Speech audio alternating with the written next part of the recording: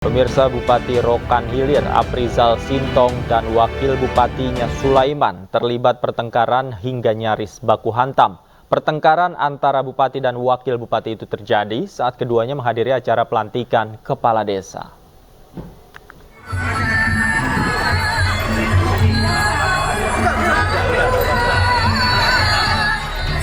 Bupati Rokan Hilir Aprizal Sintong dan Wakil Bupatinya Sulaiman terlibat pertengkaran hingga nyaris baku hantam. Keduanya yang sebelumnya duduk bersebelahan tiba-tiba cekcok saling meneriaki hingga saling dorong. Pertengkaran ini terjadi saat Bupati Aprizal Sintong dan Wakil Bupati Sulaiman menghadiri acara pelantikan Kepala Desa yang dilaksanakan di Desa Pekaitan Rokan Hilir, Riau. Warga yang berada di lokasi berupaya melerai keributan antar orang nomor 1 dan orang nomor 2 di Rokan Hilir. Belum diketahui secara pasti penyebab pertengkaran Bupati Aprizal Sintong dan Wakil Bupati Sulaiman. Keduanya belum memberikan klarifikasi terkait pertengkaran mereka. Tim Liputan iNews melaporkan.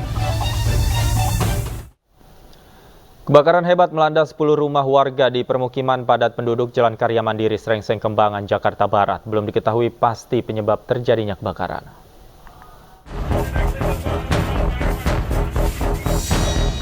Api berkobar hebat di permukiman padat penduduk Jalan Karya Mandiri, Kembangan, Jakarta Barat. Kencangnya tiupan angin membuat api dengan cepat menyambar hingga menghanguskan 10 rumah warga. Tugas pemadam kebakaran Jakarta Barat yang tiba di lokasi langsung melakukan proses pemadaman. Meski sempat membesar, api berhasil dipadamkan 1 jam kemudian setelah 17 unit mobil damkar dikerahkan ke lokasi. Diduga, api berasal dari hubungan arus pendek listrik. Ini yang kebakar apa aja, Bang? Rumah kontrakan. Oh, Rumah pribadi. tadi awal mulanya yang Abang tahu gimana, Bang? Gua nggak gede aja apinya, saya kurang tahu juga dari mana. Katanya sih dengar pasar listrik. Tidak ada korban jiwa akibat kebakaran ini. Kerugian ditaksir mencapai ratusan juta rupiah. Dari Jakarta, Rio Manik, iNews melaporkan. Ratusan warga Desa Tambak, Kecamatan Cimarga, Kabupaten Lebak, Banten melakukan aksi unjuk rasa di depan kantor pemerintahan Kabupaten Lebak, Banten. Mereka menuntut ganti rugi fasilitas sosial yang terdampak pembangunan waduk Karian sejak tahun 2014. Intinya kita pengen ketemu dan tanda tangannya bisa dipertanggungjawabkan. Ratusan warga Desa Tambak, Kecamatan Cimarga, Kabupaten Lebak, Banten berunjuk rasa di depan kantor Bupati Lebak. Aksi ini digelar untuk menuntut ganti rugi fasilitas sosial warga yang terdampak pembangunan waduk Karian. Masa meminta pemerintah setempat untuk segera merealisasikan biaya ganti rugi untuk musola, masjid, lahan pemakaman keluarga, serta 180 bidang tanah milik warga yang sudah dijanjikan sejak tahun 2014. Kami datang ke sini karena fasilitas contoh musola, masjid yang belum dibayarkan sudah dari 2014 sampai dengan 2024, berarti 10 tahun molor. Ya, datanya kami ke sini menyampaikan hak kami. Masa menyesalkan sikap pemerintah setempat karena belum membayar ganti rugi selama 10 tahun. Masa juga mengancam untuk tetap berada di depan kantor bupati hingga tuntutan mereka terpenuhi. Dari Lebak, Banten, Iskandar Nasution, iNews melaporkan. Jelang pelaksanaan pemilu 2024, ribuan aktivis 98 lintas generasi Tegak Lurus Reformasi lakukan ziarah ke makam 2 tokoh pejuang reformasi di Tanah Kusir, Kebayoran Lama, Jakarta Selatan. Ziarah ini dilakukan sebagai pengingat bahwa perjuangan reformasi belum usai.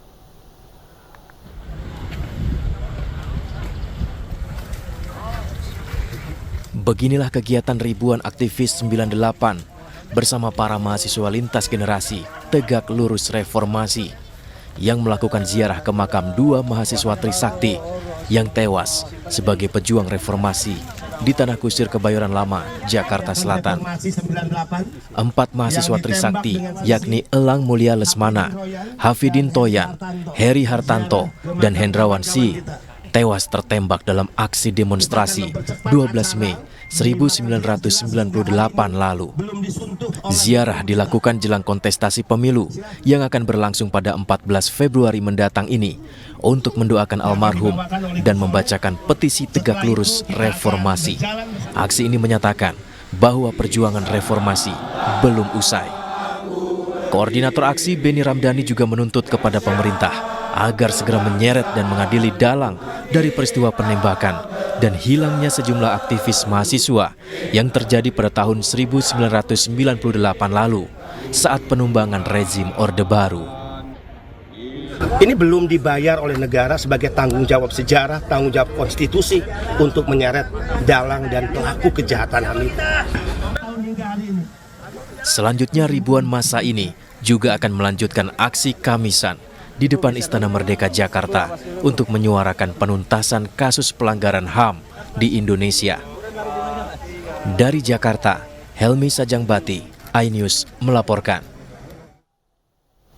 Usai secara resmi mundur sebagai Menko Polhukam, Mahfud MD melakukan sejumlah kegiatan terakhir bersama pegawai Menko Polhukam. Mahfud juga memberikan pidato perpisahan dan pesan terakhir saat berpamitan.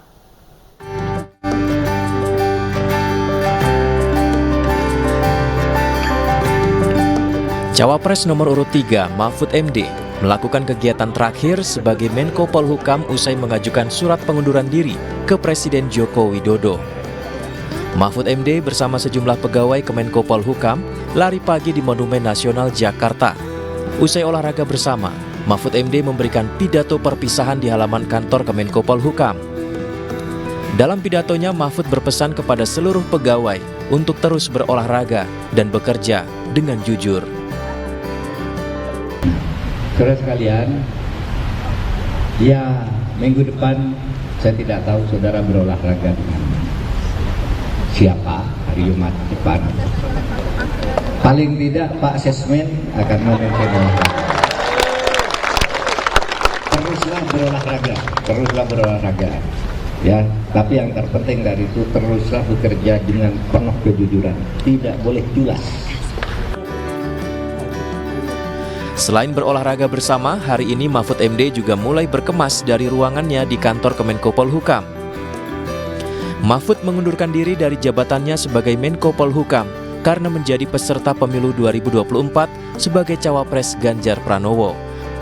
Dari Jakarta, Amrina Rida, Khoirudin, iNews melaporkan.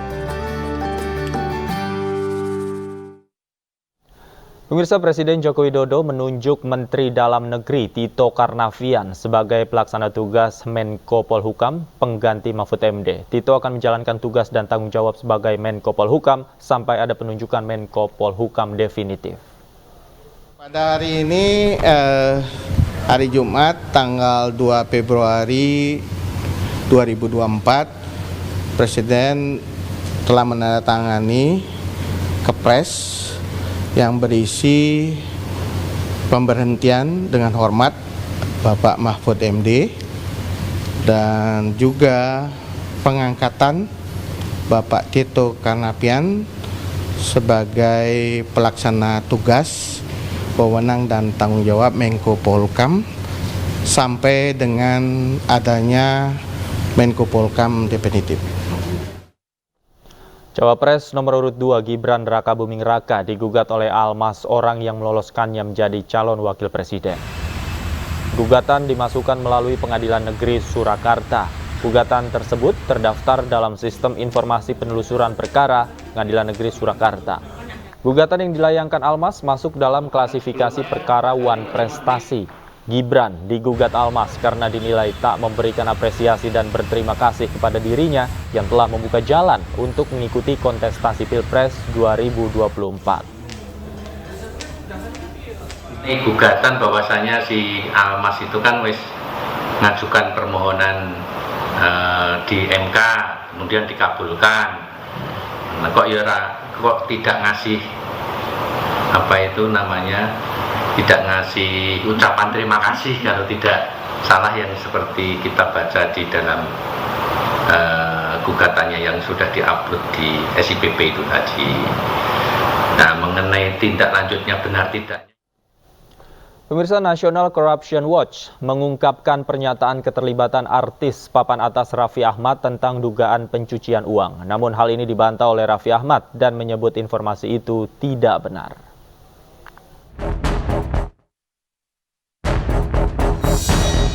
Selebritis Raffi Ahmad diduga terlibat skandal pencucian uang yang mencapai ratusan miliaran rupiah.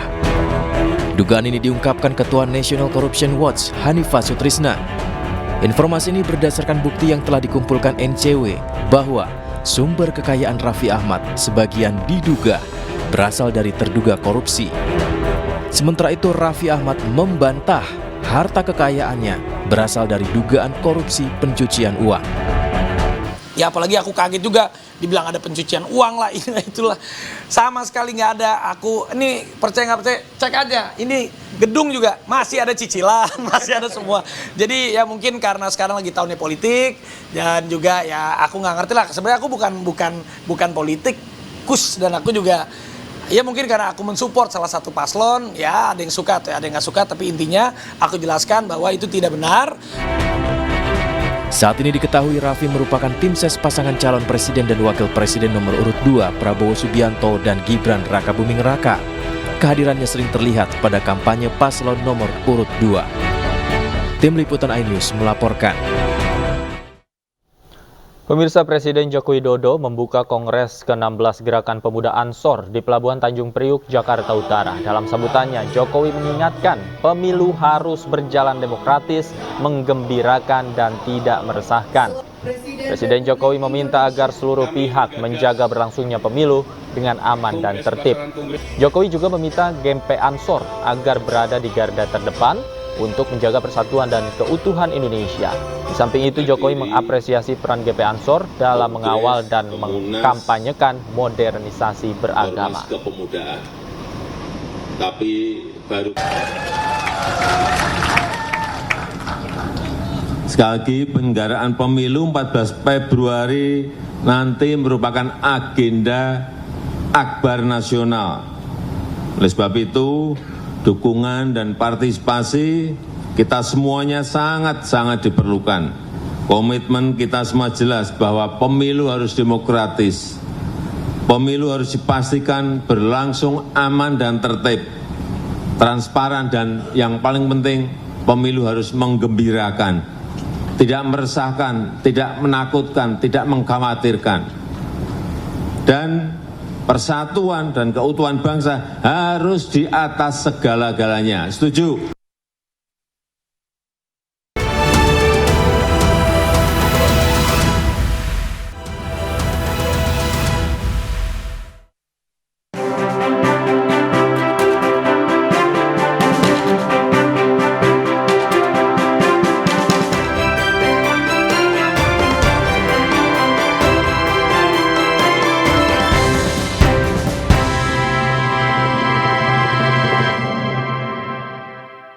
Pemirsa, alumni Perguruan Muhammadiyah atau APM menyerukan tolak pasangan Capres-Cawapres nomor urut 2 Prabowo Subianto Gibran Rakabuming Raka. APM menilai pencalonan Gibran telah merekayasa konstitusi dan berpotensi melanggengkan politik dinasti.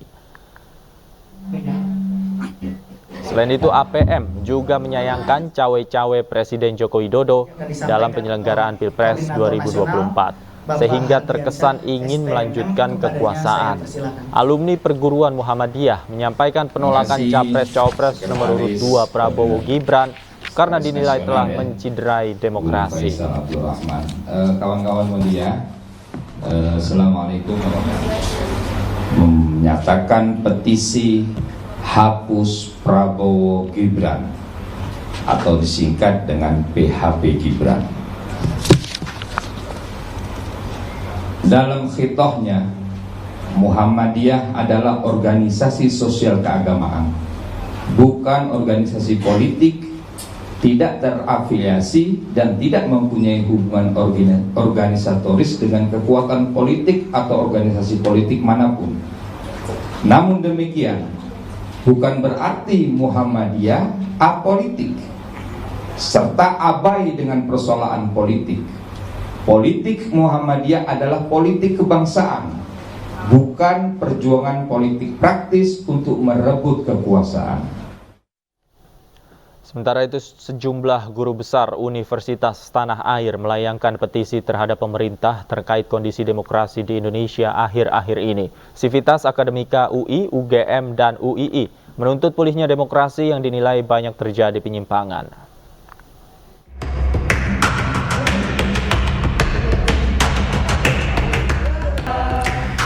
Sejumlah guru besar, akademisi, dan alumni Universitas Indonesia mendeklarasikan seruan kebangsaan kampus perjuangan terkait situasi demokrasi Indonesia saat ini. Terdapat 4 poin yang diserukan dalam deklarasi, yakni mengutuk segala bentuk tindakan yang menindas kebebasan berekspresi, menuntut hak pilih rakyat dalam pemilu dapat dijalankan tanpa intimidasi dan ketakutan, berlangsung jujur dan adil, menuntut agar semua ASN, pejabat pemerintah, TNI, Polri dibebaskan dari paksaan untuk memenangkan salah satu paslon, menyerukan agar semua perguruan tinggi di tanah air mengawal secara ketat pelaksanaan pemungutan dan perhitungan suara di wilayah masing-masing, serta menghimbau para mahasiswa untuk aktif mengawasi proses demokrasi. Kami berdiri di sini mengajak warga dan alumni Universitas Indonesia dan juga seluruh warga Indonesia untuk segera merapatkan barisan. Pertama, mengutuk segala bentuk tindakan yang menindas kebebasan berekspresi. Kedua, menuntut hak pilih rakyat dalam pemilu dijalankan tanpa intimidasi, tanpa ketakutan, berlangsung secara jujur dan adil. Tiga, menuntut agar semua ASN, pejabat pemerintah, TNI dan Polri bebas dari paksaan untuk memenangkan salah satu paslon. Yang keempat, menyerukan agar semua perguruan tinggi di seluruh tanah air mengawasi dan mengawal secara ketat pelaksanaan pemungutan suara serta penghitungannya di wilayah masing-masing. Menanggapi hal tersebut, Presiden Joko Widodo menyebut bahwa petisi yang disampaikan dari sejumlah guru besar dari berbagai universitas merupakan hak berpendapat dan berdemokrasi. Ya, itu hak demokrasi. Setiap orang boleh berbicara, berpendapat, silahkan. Ya. Di hari sebelumnya, aksi yang sama juga dilakukan Sivitas Akademika dari Universitas Gadjah Mada dan Universitas Islam Indonesia Yogyakarta. Melalui petisi Bulak Sumur dan petisi darurat kenegarawanan, mereka menuntut semua aparatur negara dan aktor politik di belakang presiden untuk segera kembali ke koridor demokrasi. Selain itu, Presiden Jokowi juga diminta untuk tidak menyalahgunakan kekuasaan dan berhenti melakukan dugaan politisasi bantuan sosial di masa politik saat ini. Tim Liputan iNews melaporkan. Pemirsa, KPU akan menggelar debat terakhir Pilpres 2023 pada Minggu 4 Februari 2024. Debat ini akan menjadi debat pamungkas para calon presiden. Lantas siapa yang akan terengginas pada debat pamungkas?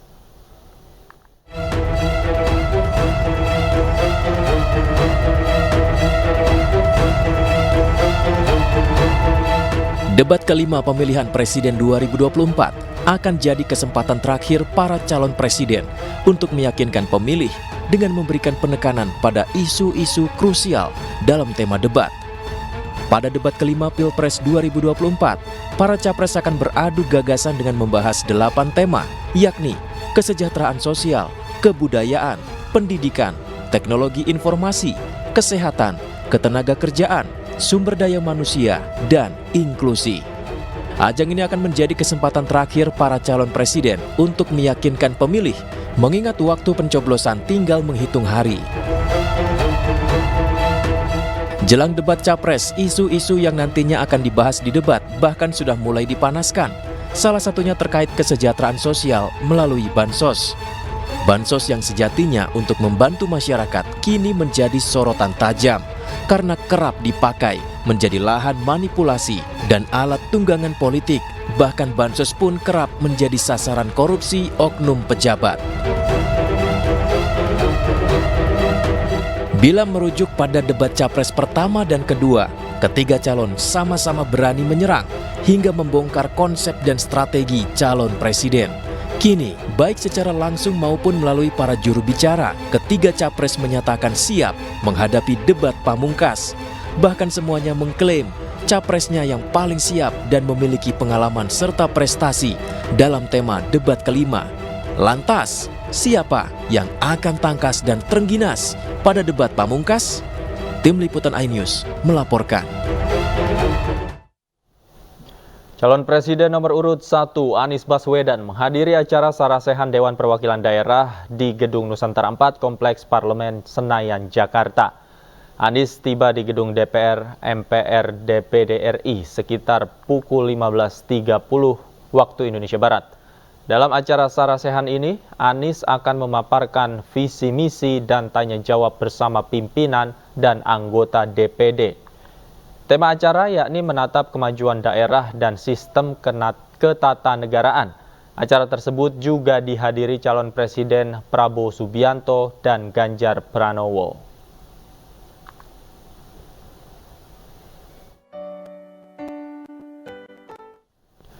Calon Wakil Presiden nomor urut 1 Muhaimin Iskandar menghadiri dialog kebangsaan di Kota Serang, Banten. Muhaimin percaya ia dan Anies Baswedan akan memenangi suara terbanyak di Banten.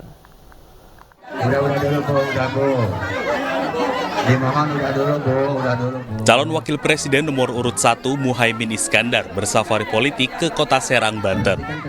Kedatangan Muhaimin di Serang untuk menghadiri acara dialog kebangsaan bersama ratusan pensiunan aparatur sipil negara yang sempat berdinas di Banten. Paslon Anies Baswedan Muhaimin Iskandar percaya diri akan memenangi suara terbanyak di Banten. Alhamdulillah ya, Banten ini termasuk seperti DKI dan Jawa Barat. Ini kita sudah sampai pada optimisme menang di 3 provinsi ini. Jawa Barat kuat sekali, DKI otomatis karena Mas Anies mantan gubernur yang diterima. Yang ketiga Banten, fanatiknya luar biasa. Selain dialog kebangsaan, Muhaimin Iskandar juga akan mengikuti acara istighosah kemenangan bersama para relawan di Kabupaten Tangerang. Dari Serang, Banten, Mahesa Apriandi, iNews melaporkan. Hari ini Cawapres nomor urut 2 Gibran Rakabuming Raka dan istrinya Selvi Ananda belusukan ke Pasar Kemiri, Depok, Jawa Barat. Gibran dan Selvi juga menemui ibu-ibu hamil dan membagikan makanan serta susu gratis.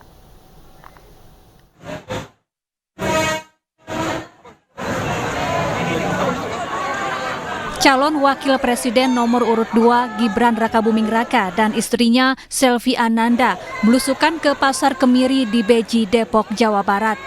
Gibran dan Selvi menyapa dan berbincang bersama pedagang. Keduanya juga berbelanja sejumlah bahan pangan seperti ikan teri Medan, gula pasir, bawang merah, dan bawang putih. Gibran juga membagikan buku dan alat tulis. Kepada Gibran, para pedagang berharap agar harga kebutuhan pokok bisa stabil dan mudah dijangkau masyarakat. Usai dari Pasar Kemiri, Gibran dan istrinya Selvi Ananda menyapa ibu-ibu hamil di kawasan Cipayung, Depok. Gibran dan Selvi juga mengingatkan para ibu hamil agar rutin memeriksakan kehamilan ke dokter atau bidan, mengonsumsi makanan bergizi, dan memberikan ASI eksklusif kepada bayi. Khusus untuk ibu hamil, termasuk susunya tadi ada susu. Hari ini apa aja nih? Dia menyapa warga aja yang ada di Depok, di pasar ya. Selain berbincang bersama warga, Gibran juga membagikan makanan dan susu khusus untuk ibu hamil. Dari Depok, Jawa Barat, Iyung Rizky, iNews melaporkan. Calon Presiden nomor urut 3 Ganjar Pranowo belusukan di Pasar Palimo, Palembang. Ganjar mendengarkan keluhan pedagang terkait masih mahalnya harga bahan pokok di kota Palembang.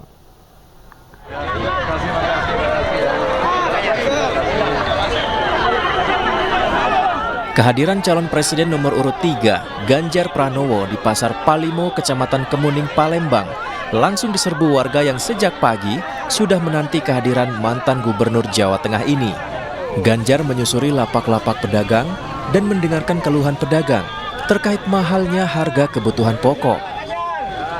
Ganjar prihatin dengan harga beras, gula, dan sayuran yang dikeluhkan terpantau masih mahal. Dengan kondisi ini, perlu ada kebijakan yang harus segera menyesuaikan dengan kemampuan harga kebutuhan pokok masyarakat agar tidak memberatkan. Harga beras masih tinggi, ya. Mereka jatuhnya sama di harga 14.000, 15.000. Lalu gula yang dulu 14.000, 18.000. Kebutuhan pokok yang sudah berbulan-bulan rasanya memang perlu stabilisasi segera. Ganjar Pranowo berharap warga Palembang memilih pemimpin yang mendengarkan aspirasinya demi hidup yang lebih baik. Dari Palembang, Bambang Irawan, iNews melaporkan.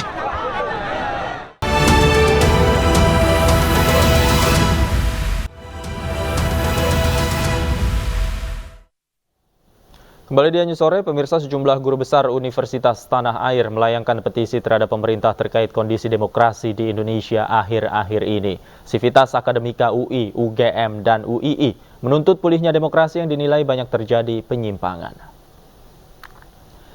Sejumlah guru besar, akademisi, dan alumni Universitas Indonesia mendeklarasikan seruan kebangsaan kampus perjuangan terkait situasi demokrasi Indonesia yang terjadi saat ini.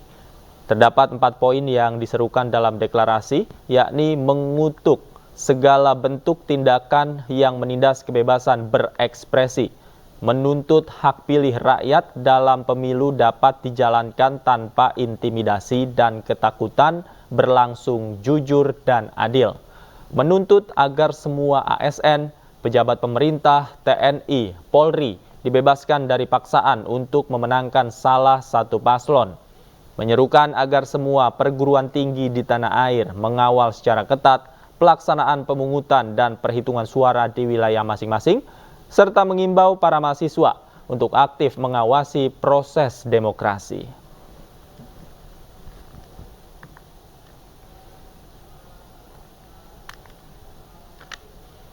Dan untuk membahas informasi selengkapnya, kami telah terhubung dengan Ketua Dewan Guru Besar Universitas Indonesia, Profesor Harkristuti Harkrisnowo. Selamat sore, Prof. Tuti.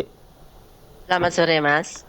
Prof, saya ingin tahu latar belakang dari acara deklarasi yang tadi sudah Anda gelar bersama dengan guru besar lainnya dan Sivitas Akademika. Sebenarnya apa yang terlihat dari kacamata para akademisi tentang situasi yang terjadi hari ini? Iya, tentu saja yang kami lihat itu dalam beberapa waktu terakhir adalah kondisi yang membuat kami sangat concern, ya, sangat gulana melihat betapa demokrasi di Indonesia itu yang sudah kita bangun sekian puluh tahun lamanya dengan susah payah, yang sudah mengorbankan begitu banyak orang, ternyata kok sekarang menjadi berubah bentuknya itu. Itu yang menjadi concern kami semua, karena kami di Dewan Guru Besar itu kami kan terdiri dari orang-orang yang sudah over the hill, ya, sudah tua, ya, kita rata-rata itu yang sudah tidak lagi memikirkan apa kita mau jadi apa, mau jadi posisi apa gitu. Itu sudah tidak terpikirkan. Yang kami pikir adalah bagaimana supaya anak-anak kami, adik-adik kami, generasi mendatang itu akan memperoleh kehidupan yang lebih baik, dan mereka bisa menyaksikan satu proses pemilihan yang benar-benar jujur dan adil. Yang kok sekarang itu kok kelihatan sudah tidak seperti itu caranya, sehingga kami ingin mengingatkan kepada para pejabat khususnya, ya, untuk mengembalikan nilai-nilai demokrasi ke dalam proses politik kita. Itu saja sebenarnya pesannya. Oke, Prof, tadi juga dalam poin yang disampaikan, saya lihat ada poin agar para ASN, TNI, Polri, kemudian juga Sivitas Akademika tidak mendapat tekanan untuk memenangkan salah satu paslon. Kalau dari informasi yang Anda dapatkan, hal ini memang sudah terjadi saat ini? Itu yang kami dengar, ya, baik dari berita di media massa maupun dari sumber-sumber lain, ya, bahwa ada yang paling mudah adalah misalnya guru, ya. Kami kan juga guru, cuma di tingkat universitas gitu. Banyak guru-guru yang juga mengalami intimidasi, ya, untuk memilih paslon tertentu, yang buat kami guru itu kan harusnya digugu dan tiru. Mereka adalah orang-orang yang memberikan bekal untuk mencerdaskan generasi muda. Nah, tentu saja tidak pada tempatnya apabila mereka mendapatkan intimidasi. Dan kemudian kita melihat juga misalnya ini dikaitkan dengan poin yang pertama, yaitu tentang kebebasan berekspresi, ya. Yang kita lihat juga ternyata dalam beberapa sekali lagi melalui media massa kita melihat orang yang berekspresi yang merupakan salah satu hak yang sangat dijamin di Indonesia itu ternyata mendapatkan perlakuan yang kurang baik, ya. Dan buat kami ini mengkhawatirkan karena kami di kampus itu sangat menghargai yang disebut sebagai kebebasan akademik. Kami bebas mengatakan apa saja selama kami mempunyai argumentasi dan data yang benar itu. Jadi itu yang ingin kami sampaikan juga kepada para pelaku politik yang pada saat ini ada itu. Jadi seruannya adalah seruan moral kepada mereka, bukan seruan politik tentu saja. Tapi walaupun nanti nuansanya akan berimbas pada politik. Oke, kemudian Prof, ini kan tidak hanya Universitas Indonesia saja, ada juga kampus lain yang momentumnya juga kita lihat suara-suara ini muncul hampir bersamaan begitu. Apakah sebelumnya ada konsolidasi? Konsolidasi ANSI sebenarnya kami itu ada satu kumpulan yang guru besar, ya, yang kita sebut namanya sebagai Majelis Dewan Guru Besar Perguruan Tinggi Negeri Berbadan Hukum. Lalu juga ada Forum Dewan Guru Besar Indonesia dan ada juga Asosiasi Profesor Indonesia. Ini kami semua berkumpul beberapa waktu yang lalu, saya kira 2 bulan yang lalu, dan kami sepakat bahwa kita itu tugasnya bukan cuma memproduksi ilmu pengetahuan di kampus-kampus kami sendiri, akan tetapi kami juga punya kewajiban untuk bagaimana menciptakan satu kondisi yang lebih baik di masyarakat, termasuk yang berkaitan dengan demokrasi ini. Jadi kami sudah sepakat kita semuanya harus melakukan pengawalan terhadap proses pemilihan umum yang jujur dan adil.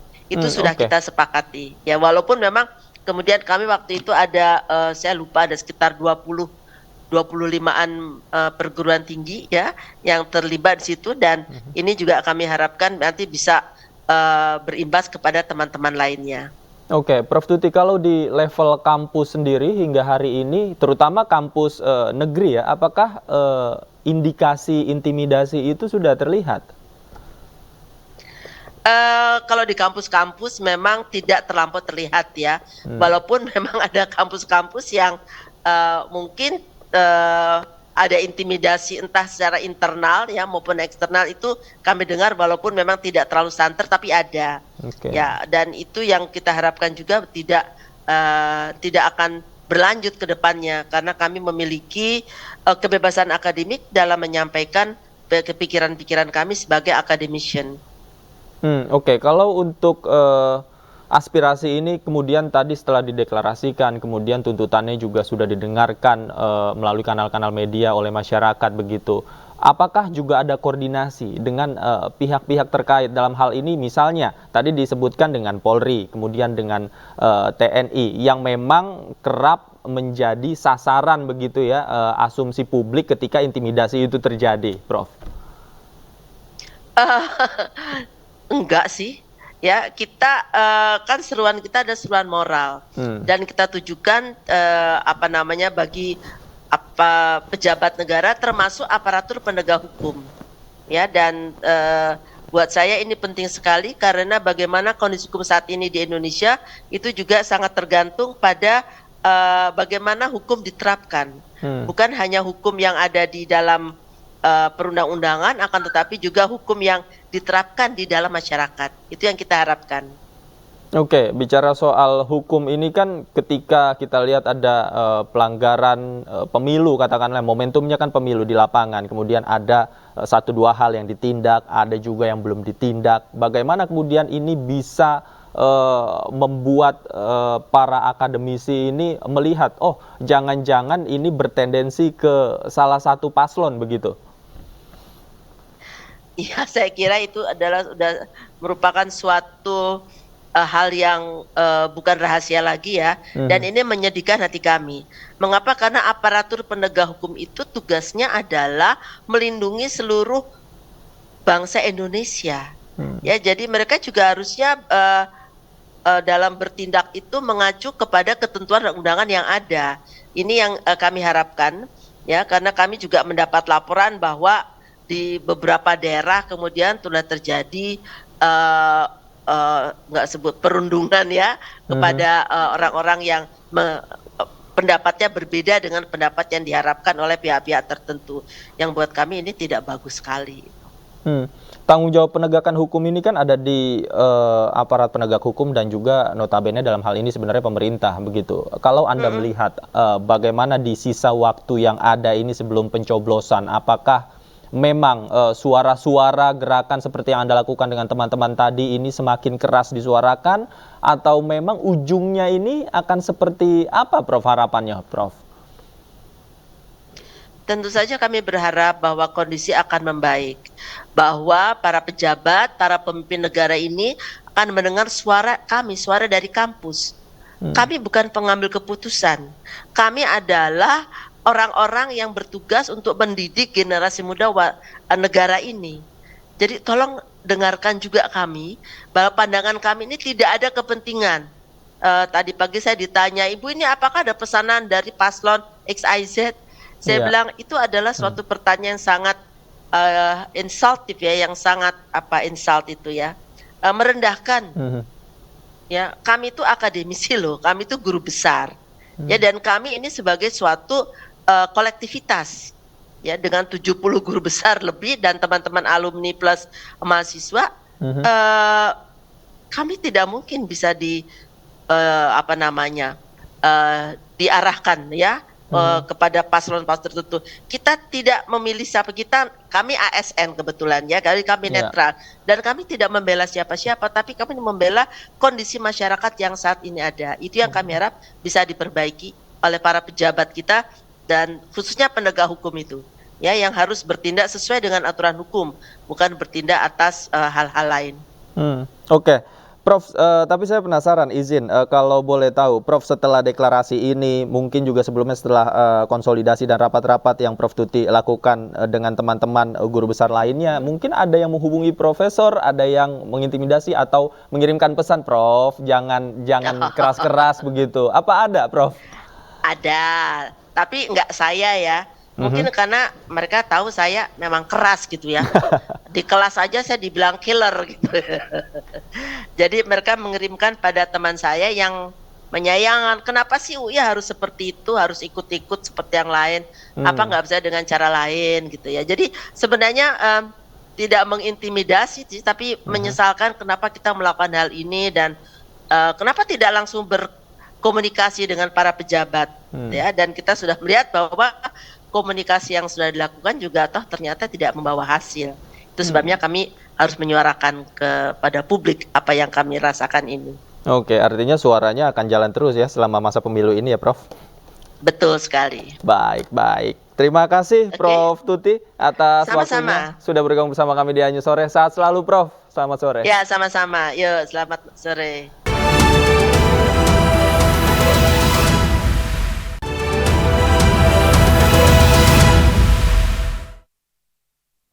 Kembali di Anju Sore, pemirsa, tim pemenangan nasional Ganjar Mahfud akan menggelar kampanye kreatif bertajuk Gelaran Harapan Jutaan atau Hajatan Rakyat di Gelora Bung Karno Sabtu besok. Hajatan rakyat ini akan berkolaborasi dengan kalangan seniman, budayawan, aktivis, serta grup band slang yang sudah lebih dulu mendeklarasikan dukungan terhadap pasangan Ganjar Pranowo Mahfud MD. Slang juga telah merilis lagu berjudul Salam Metal sebagai bentuk dukungan untuk Ganjar Mahfud. Hajatan rakyat digelar untuk mengajak masyarakat Indonesia turut serta merasakan demokrasi serta menunjukkan semangat Ganjar Mahfud yang berpihak kepada rakyat.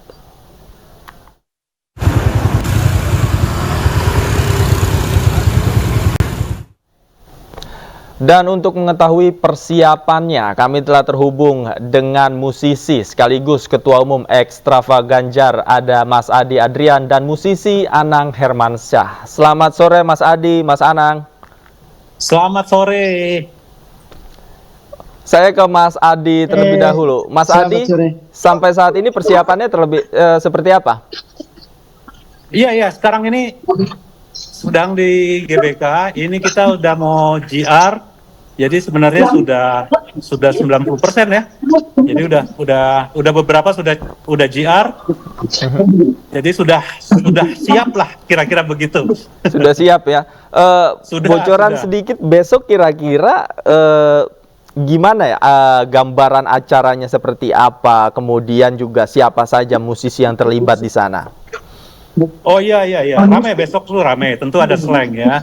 Ada slang, ada tip X, ada dead squad, ada pas band, dan rame juga ya. Ada Anang, ada Once, ada banyak semua.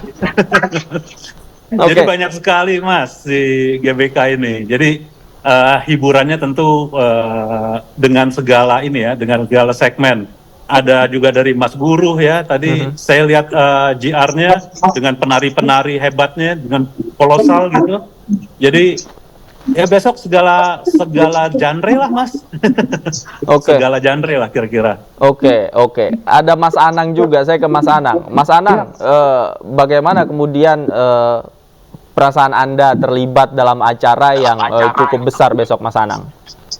Ya, perasaannya pasti ini luar biasa bahwa kita kan bisa menjadi saksi bagaimana perhelatan pemilu yang damai, pemilu yang penuh dengan kreativitas, pemilu bagaimana kita mencari pemimpin yang layak untuk memimpin Indonesia selanjutnya, dan kita akan menjadi saksi perjalanan untuk kita menuju ke Indonesia Emas 2045. Ini adalah pemilu yang sangat gegap gempita, pemilu yang bahagia, pemilu yang menyenangkan. Bahwa kita besok akan menyebarkan bahwa ini adalah pemilu yang jujur dan damai, jujur dan adil. Bahwa besok kita akan memerahkan GBK, itu menunjukkan dan menyuarakan bagaimana semua elemen masyarakat untuk benar-benar menyambut pemilu ini dengan baik, pemilu ini dengan gegap gempita, dengan perasaan yang bahagia. Harapannya besok bahwa semua teman-teman yang seniman baik tradisional maupun kontemporer silakan datang ke GBK besok, bahwa kita dengan teman-teman seniman yang lain dengan Extravaganza ada 300 artis yang sudah siap memerahkan GBK besok. Jadi kita pun sudah bersama-sama gitu. Oke. Ini kan tajuknya konser Salam Metal gitu ya, menang total. Besok juga diperkirakan ada Mas Ganjar juga hadir secara langsung, Prof Mahfud juga hadir secara langsung. Kalau dari kacamata Mas Anang melihat kedua sosok ini seperti apa? Kedua sosok inilah kedua sosok yang memang selayaknya terus melanjutkan perjalanan apa yang sudah dijalankan oleh pemerintahan lama. Bahwa dua sosok inilah dua sosok yang sangat diharapkan bagaimana mengurai permasalahan untuk menuju 2045 dengan baik.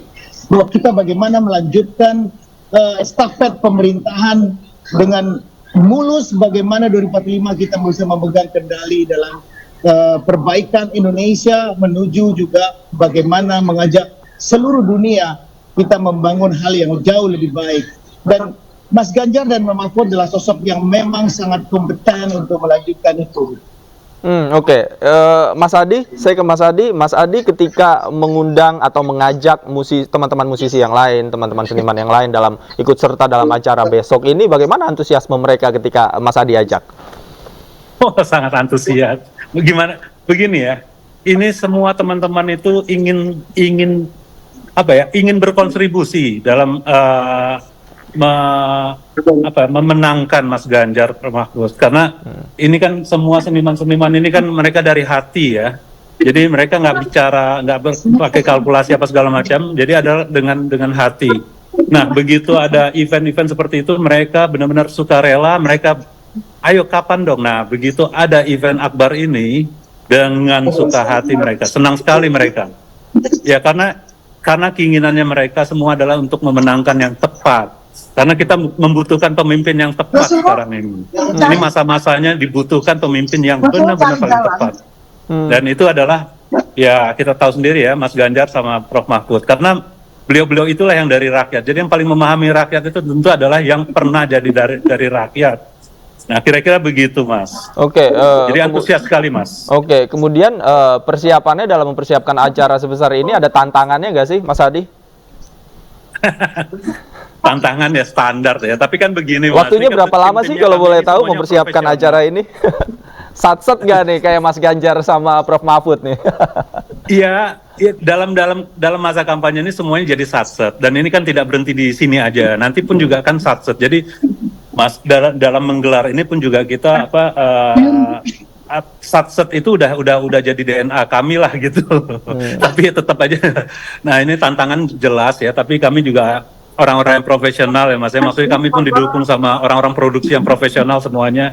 Jadi syukur alhamdulillah sekarang kondisinya semuanya seperti yang kita harapkan ya. Udah cek sound, tadi saya sendiri menyaksikan GR masing-masing. Jadi saya sangat optimis besok berlangsung dengan mulus, yang datang pada happy semuanya. Dan ya ini kita menyongsong pemilu, ya tentu kita ingin memberikan yang terbaik Mas, kira-kira gitu. Oke. Dengan sukacita, dengan happy, kira-kira gitu. Dengan Mas. sukacita dan gembira begitu ya menyambut pemilu. Iya, Oke, betul Mas Anang, sekali. besok kira-kira nyanyi lagu apa nih Mas Anang nih? Jangan-jangan menyampaikan pidato nih besok di atas panggung nih. Enggak. Nah, akan ada momen-momen surprise yang akan dilakukan, dipersiapkan dengan baik, momen-momen surprise. Jadi itu banyak hal yang akan kalau nggak hadir ke GBK itu akan banyak tidak bisa melihat momen surprise yang akan terjadi di panggung besok gitu. Jadi banyak momen surprise yang sudah dipersiapkan. Oke, banyak elemen of surprise. Kalau bocorannya, saya coba ngorek dari Mas Adi deh. Mas Adi kan tidak hanya musisi nih, tapi juga ada politisi. Kemudian juga ada Mas Ganjarnya langsung. Bagaimana kemudian menyinkronkan rundown acara, kemudian siapa aja yang akan tampil besok, seperti apa? Iya, tadi kan Mas Anang udah bilang ya. Jadi memang begini, kita udah sampaikan bahwa itu banyak artis ya, ada Slang, ada hebat-hebat lah, ada Death Squad, ada Tip X, ada Pas Band ya, dan ada Extravaganjar dan teman-teman, Mas Anang juga, ya kan, dengan teman-teman juga semuanya. Jadi saya pikir ini adalah konser yang sangat rugi untuk kalau tidak dinikmati atau tidak dilihat besok itu. Jadi udahlah, besok tunggu aja, saksikan pesta akbar ini, karena itu adalah pesta yang benar-benar akbar di GBK ini. Kira-kira gitu Mas. Oke, mungkin pemirsa nih penasaran, besok mulai dari jam berapa nih kira-kira? Open gate jam 2 ya, open gate-nya sekitar jam 2 mulai open gate. Jam 12 open gate. Jam 12, jam 12. Mas Anang. Jam 12, Oke. jam 12 open gate. Open gate jam 12, saya juga penasaran nih, kayaknya besok saya juga mau ke sana nih. Nah, bocoran dong, satu aja kira-kira besok lagu apa yang akan ada di panggung ada di saya, tapi nggak enak dong. Rundown ada di saya nih. Jadi dari jam 12 sudah bisa ya teman-teman untuk hadir di sana. Siapapun ya, ini terbuka untuk umum kan? Ya, terbuka gratis untuk umum. Umum. Oke. Ayo berbondong-bondong. Oke. Karena ini yang namanya pesta demokrasi. Nah, disinilah kita sama-sama menjalankan pesta demokrasi itu, Mas. Oke, terbuka untuk umum, dan kalau beruntung ini ketemu Mas Anang sama Mas Adi di sana, bisa foto bareng, bisa selfie bareng begitu ya. Iya. Oke, baik. Terima kasih Mas Adi sudah bergabung bersama kami. Mas Anang juga terima kasih banyak. Terima kasih. Kita ketemu besok. Thank you. Mudah-mudahan acaranya lancar. Kita doakan semuanya juga hadir. Nggak ada hujan di sana. Terima kasih. Insya Allah lancar. Terima kasih. Insya Allah. Selamat sore. Sehat selalu.